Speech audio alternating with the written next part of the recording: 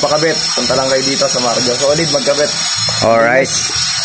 Sa tropa namin naka-P6 dyan, dito ko na rin magpakabit. Alright.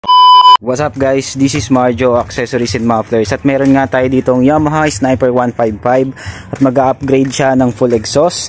Ang dinayo niya tayo from Santa Rosa Bayan, so kapitbahay lang natin siya guys. So ito yung pagpipilian niya.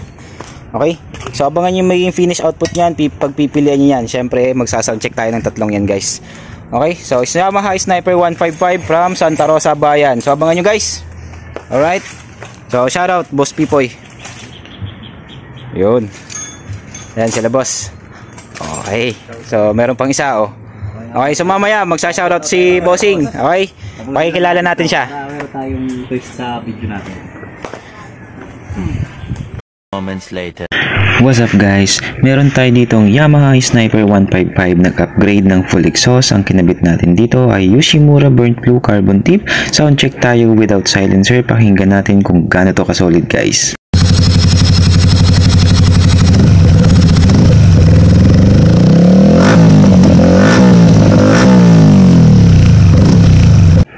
Yun, so walang silencer yun guys. Kung gusto nyo yung tahimik, ikabit nyo lang po yung silencer. Detachable naman po yun. So yung client natin ay from Santa Rosa Bayan, dumayo pa dito sa atin para sa ating muffler.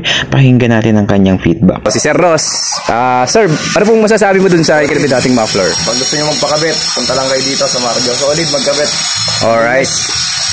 So, shout out sir sa mga tropa natin dyan. Sa tropa namin naka-P6 dyan, dito ko na rin magpakabit. Alright. So, kasama ni sir, tropa din. So, sobrang satisfied yung client natin guys. So dito lang yan guys sa Marjo Accessories and Mufflers at hanggang dito na lang and wapow!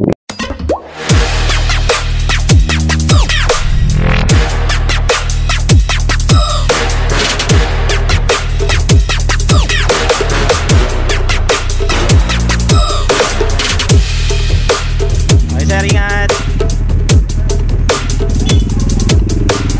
Ingat!